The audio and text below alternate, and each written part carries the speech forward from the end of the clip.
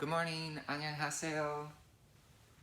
I'm Scott Krueger with Way of Water Arts, and welcome to my first episode of trying to explain the subtle differences between TaiJi and TaiJi. In America, we tend to identify more closely with Tai Chi, and Tai Chi, you'll recognize it spelled like this.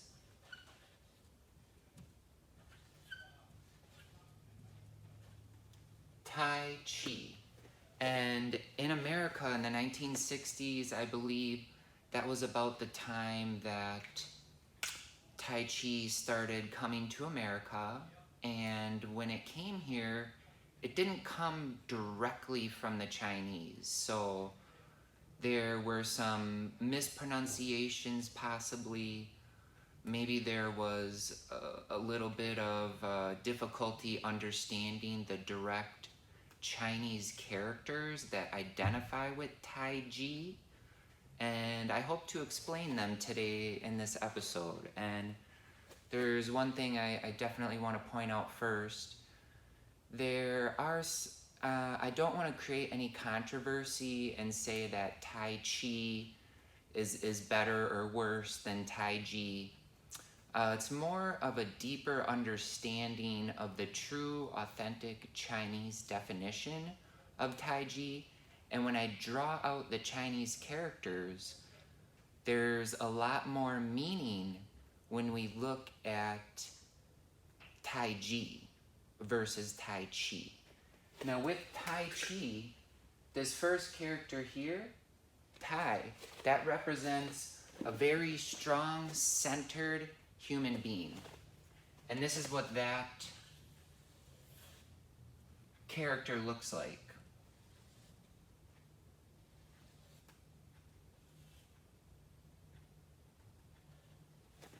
So this first character, Tai, it almost looks like a human being. It looks like someone stretched out here. You got the arms coming across, legs, and then here, this little symbol here, sometimes you'll see it connected here, sometimes you'll see a little slash mark in the middle here. What this little thing right here means is that you can be a strong human being, but if you're not centered within yourself or within your role in the world, if you don't identify with that, then you're not as powerful as if you were centered and comfortable with your role and have a good practice that helps you connect your mind and body. That's centered. And when you connect the mind and body, it feeds the spirit. That's centered. So you can have a great, strong human being, but like I said, if they're not centered, maybe they're not reaching their full potential. So this first character of Tai, that's very important. And that is spot on. That's spot on within the definition of Tai Chi. TaiJi, this is what TaiJi looks like. And this is more, when you look at the Chinese characters for TaiJi, like I said, it gives a bit of a more descriptive definition of what you're supposed to do when you're practicing TaiJi. Now, going back here, so Tai, this is the first character. Chi, for some reason, CHI was confused with QI. Chi. That is energy. And there might be some more descriptive definitions of Chi. I understand it as energy, and energy can manifest on a whole bunch of different levels. There's, heat energy, there's energy in cold, there's energy in electricity. When the ions are positively or negatively charged, there's static, and then there's like radiation energy. There's all different kinds of levels of energy. There's the energy around you, there's the energy within your own body, and the energy that your organs and your diet and your lifestyle help you make that energy. So then there's also like energy with electronics, you know, your phone, and TVs, cars, gasoline produces energy, solar energy, you know, like I said, radiation. So there's all these different kinds of energy. So what this is saying, Tai Chi, is literally Tai Chi. They confuse CHI with QI. Is just energy, and it really doesn't tell you what you should be doing with that energy, or where's the energy coming from. So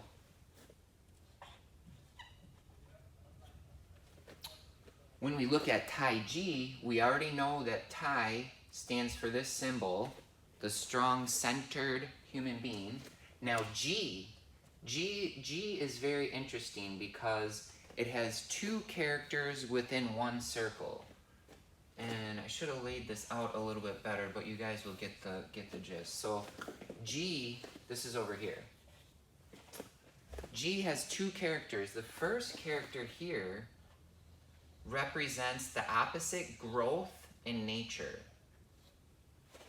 And you see here, it almost looks kind of like a tree, but just know that nature can represent not just trees, but anything that's living, anything organic, anything that grows, that decays, that changes matter.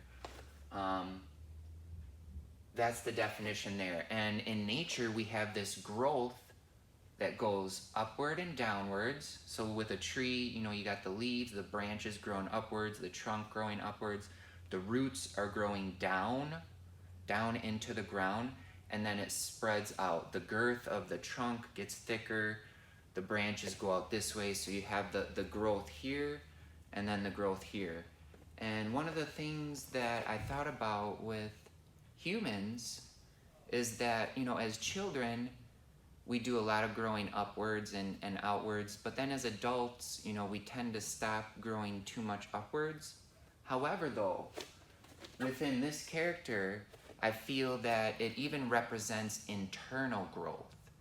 And the potential to grow internally is unlimited. You have so many neural pathways and so many brain cells that your brain can, if you're healthy and you access it correctly, your brain can learn whatever you want to teach it. And there's endless things that you can learn in the world. So this idea that inward growth is possible through this character here that represents the growth in nature, and humans are part of nature. So when we're adults, we stop growing upwards and outwards, but now as adult human beings, we're growing inwards. And how do we grow inwards? Well, first we should educate ourselves. You can grow unlimited through education alone. And when you get education, though, you need to act on it, you know. So what you're learning, you need to practice it and do it yourself so that you can better understand it. But that idea that we have this ability to have unlimited growth inwards, that is a great character there, and I really like that. Now, we're still here, TaiJi. Tai is this symbol, great, centered, strong human being. We're looking at Ji. Ji is down here. First character is that growth in nature. The second character of Ji looks like this. We have the energy, the great energy that, you know, before humans and the earth were created, there was an energy, a cosmic energy, if you will, and we are all descendants of that great energy. And when we look at it from our perspective now, this first line up here represents external energy, all the energy that is around you. This second line down here signifies energy that's within yourself, or energy that's already here. And basically, we are recycled energy from our ancestors. And so we have the energy, the external energy from around us, our internal energy, or you can look at this as the heaven energy. This is the earth energy. Earth. Anytime you think of earth, you think of your own body, your home. We live on earth. We live in our own bodies. That's why you connect earth with the body, heaven with the consciousness, and then the spirit is mysterious, and that's in another realm that we can talk about another day. But looking back at the character for Ji, we have the outward energy, our inward energy. It started, the energy for us started out beyond us, it came down, and now we have this internal energy. Now what are we supposed to do with that energy? I was reading a great yoga book recently, and it kind of made me think about people who are suffering and who are in pain. A lot of times they kind of become estranged from their self, and they kind of get lost in who they are. And anytime you have pain and suffering, people start to misidentify with who they are, and then that's when pain and suffering manifest. And so what should we do with our own internal energy? Well, we have to learn how to center it. We have to learn how to center our energy. We need to be centered. And like I said earlier, centered means that you're obviously comfortable with yourself, you're comfortable with your role in the world, and you also have a good practice or develop an art that allows you to express yourself the way that you feel you should be heard. And we use that energy and we center it, not only within our own bodies, but center ourselves in our place in the world. And that could just be where you're standing, centering yourself just where you are. So practicing Qigong, TaiJi, yoga, meditation, those are all practices that can help you learn how to center your energy, center your place in the world. Now, now it's easy to say we can center it just like that. How do we center it? Through yin-yang principles. Yin-yang principles, that's that last symbol there. And yin-yang principles are great because it gives you this idea that not only us, but everything around us is in this constant state of transformation. And sometimes there's downs in that transformation, sometimes there's ups. Within that transformation that's always happening around you and within you, you have to learn how to balance it.